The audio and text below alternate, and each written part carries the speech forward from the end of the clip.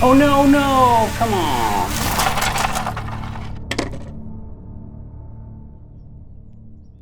I know. It was a very stupid crash. But before I explain you how I got to this point, let's go back a little bit and explore some of our trip to Italy and the flights that worked out well for us. But stick around until the end and I'll show you exactly what happened in the crash and if my drone survived the crash or not. So it all started with us when we took a flight from Copenhagen to Milano. And of course, that arriving in Milano, we had to rent an Italian classic.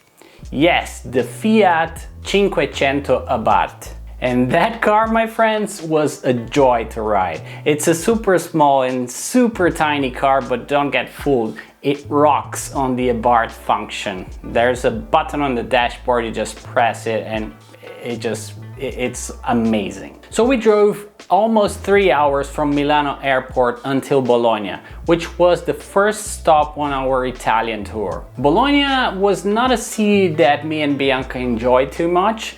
It was like a university city type of vibe, a lot of restaurants and bars, but we're looking more and more for places with nature and landscapes for us to take photos and explore and do different things. And that is why we're heading to Tuscany in the upcoming days. But before that, once in Italy, you have to pay respect for the man, Enzo Ferrari. So we headed to Maranello to visit the Ferrari Museum. As a Brazilian and Italian, it is in my blood. I just simply love it. And I have to say that visiting Ferrari Museum was super fun. You can find all the legacy from Ferrari in F1 since the very old vintage cars, which was super cool to see, up to the champions cars. So they have a super cool victories room with all F1 winning cars, trophies, and then they have all around the place like new Ferraris, other types of Ferraris. They have F1 simulators and much more. Alright, so after that we continue our trip to Tuscany, but when we first saw the vineyards, we knew it. This would be our first drone flight ever in Italy.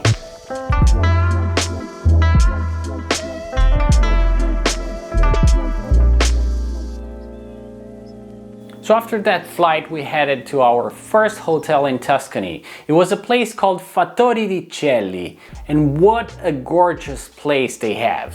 We made the reservations to stay in this bubble room, but we ended up staying in another suite they had available. But we took the time to take some nice photos and fly the drone.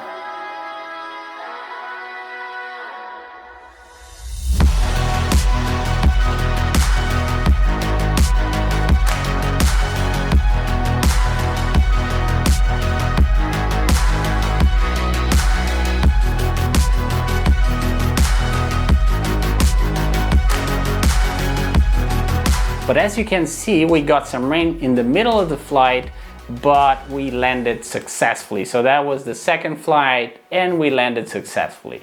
The rain soon stopped and we moved into our new suite, but let me show you around the rest of the property so you can appreciate it as well.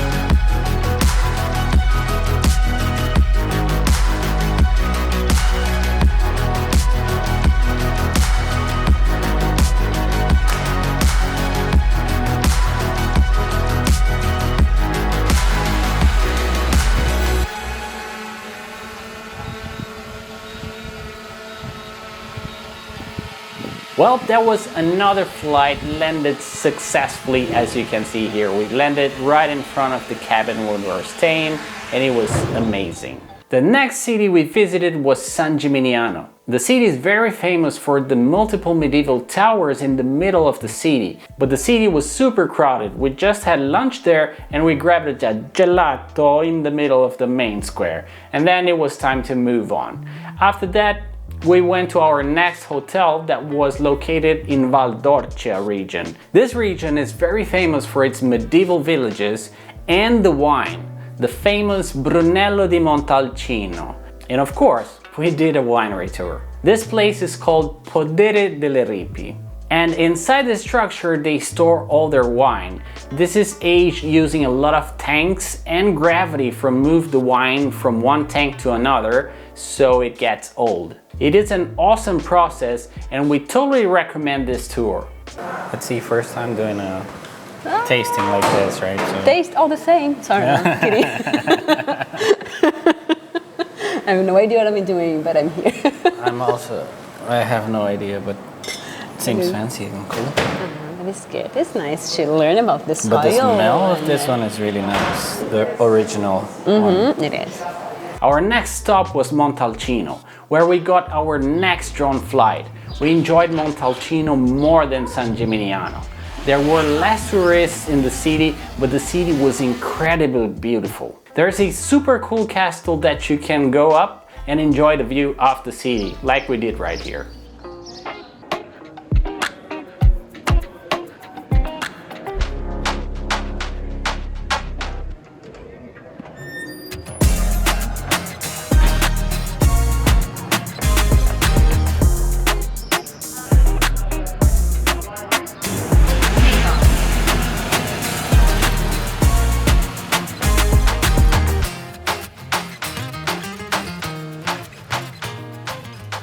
A little further south, you can find a very cool hot springs called Cascate del Mulino di Saturnia. This spot is incredible, it's super beautiful, and we managed to take some cool drone shots here before it got super crowded. We do recommend you to visit this place, but just go super early in the morning to avoid the crowds, because as you can see here, it gets super crowded. Just as a note, the place do smell a lot like sulfur. I don't know if you have been to any hot springs before, but it smells like sulfur, and there were some red larvae in the water, but we did some research and they are harmless, so a lot of people were there. We just jumped in and it was amazing temperature, the water was great, and it was super good. Since we were staying in Val d'Orcia, of course we went for another winery tour, this time to a winery called Locker. The owner of the place is Austrian, and he's famous for creating a company that makes chocolate wafer. But his passion was to create wine, so after a successful wafer business, he moved to Italy and started a wine business in Val d'Orcia. We had the best tour ever there. And you might recognize the place from the beginning of the video, so yes, that's exactly where I had the crash. We had an amazing tour of the winery, and our tour guide Andrea, if you're watching this, thank you very much, man. It was an amazing tour. Andrea was super nice with us and gave us a very detailed explanation on all the process. We had a great time there, and we recommend the trip for sure. We got the package for a tour in the place, followed by a picnic, and it was a blast. The food was really good, and we also tasted their wine with this amazing view here. Alright, so what happened with the drone? Bianca and I were trying to record us driving through this beautiful road with the traditional trees from Tuscany. We took off the drone close to the winery and we started following the car with the drone.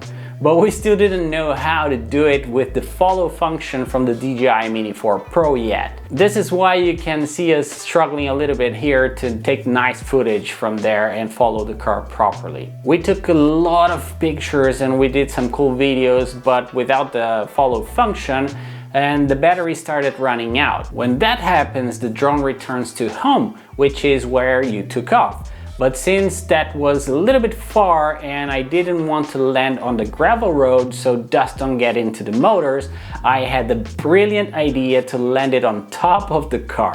But as you can see, the 500 Abarth roof is not flat, and the drone didn't allow me to safely land it. So I tried picking it up with my hands, but the sensor also didn't allow me to pick it up.